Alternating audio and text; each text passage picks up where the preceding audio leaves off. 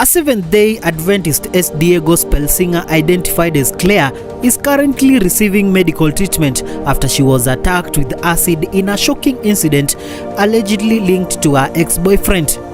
According to reports circulating online, the ex-boyfriend is suspected to have hired a man to carry out the attack. The assailant reportedly approached Clare and poured acid on her face, leaving her with severe injuries. Eyewitnesses say members of the public quickly responded, apprehending and beating the suspect before police intervened and rescued him. The suspect is now said to be under police protection while also receiving medical attention.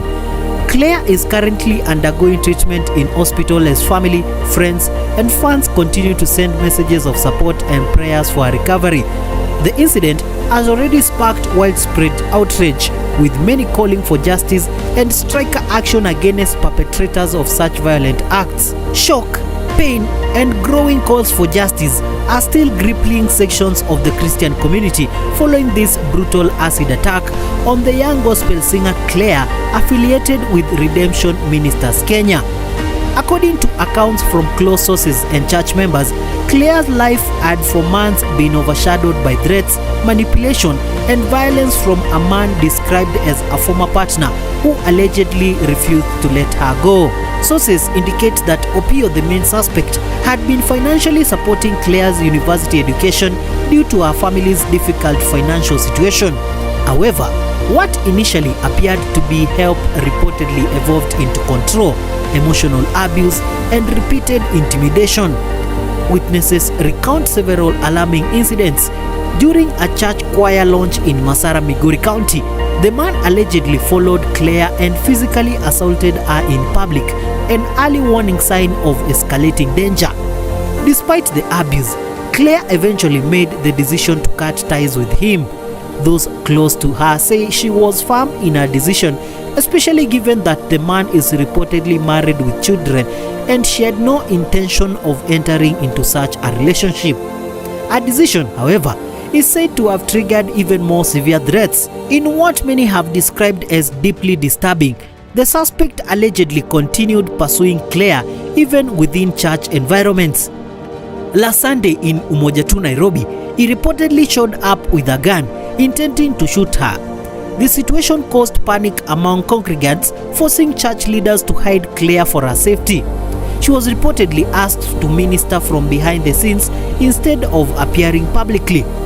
This incident, sources say, was reportedly and widely discussed among members, but the threats did not stop. Days later, the situation took a tragic turn. Clare was attacked with acid, a horrific act that has left her with severe facial injuries.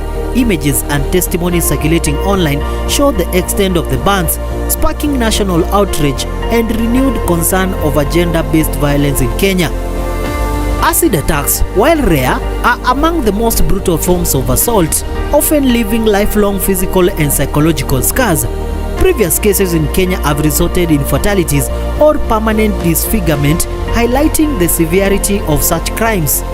The attack has ignited a wave of anger across social media, particularly among youth and Christian communities, with many demanding immediate arrest and prosecution of Opio, which has currently happened. A man identified as Elvis Opio, reportedly an officer attached to the National Intelligence Service (NIS), has been arrested following an alleged acid attack on a woman believed to have been his longtime partner. According to reports, Opio is a married man with 2 children. For several years, he had been stationed in Isiolo on assignment, while his wife remained at home taking care of their family.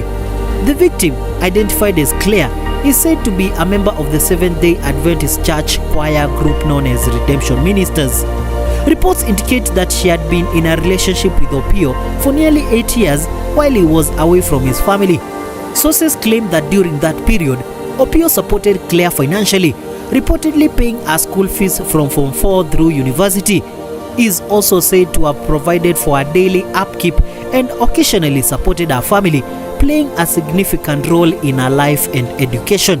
However, the relationship allegedly created deep strain for Opio's family. His wife and children reportedly endured emotional distress for years as the affair continued. According to accounts circulating online, tensions between the two women escalated, with Clare allegedly boasting about the relationship and referring to herself as Opio's second wife.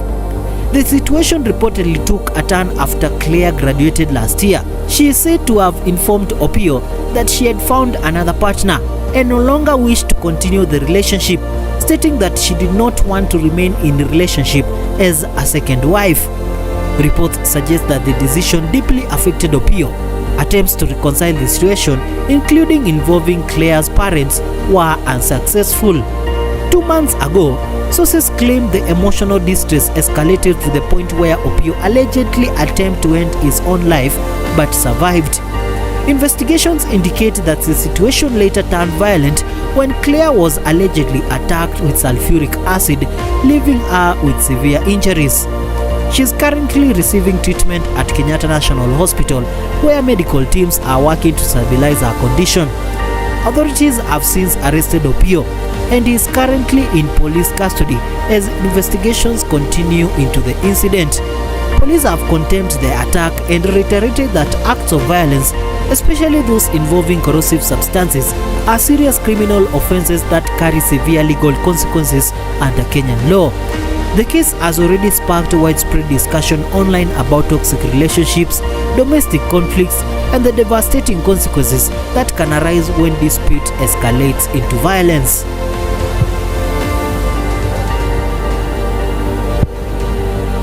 Hiyo mask anapata utolewe. Ndio mtu hiyo mask. Hiyo kofia. Angalia kamera. Angalia hapa bwana. Hiyo nani? Hiyo nani? Hiyo nani? Sijui kama mwana hiyo story ya Clare. She's a very well known SDA singer. Ametumwa na acid by mse fulani allegedly ametumwa na ex-boyfriend wake. Ni nyama gani kwa hii dunia? What sort of vileness ilikuwa kwa roho ya watu? Unatuma mtu achukue mtu na acid. Na allegedly the boyfriend akuwa unajulikana mali kwa mihepa. Asinu jamali saidiwa karibu apigwa justice. And you're like, yani ukiangalia the before photos ya Clare na ukiangalia the after photos as he fight for her life in Kenyatta National Hospital. Unajua unaweza fanyaje mtoto wa mtu hivyo? How can you do such a thing to somebody's daughter? Hata kama mlikuwa mmekosania nini, mbona unamwagia mtu acid? Acid. Yani alisema kama sio mimi, hakuna mtu ataikuwa na wewe. Hiyo ndio mnyama iko na watu wanatembea nayo hapa nje.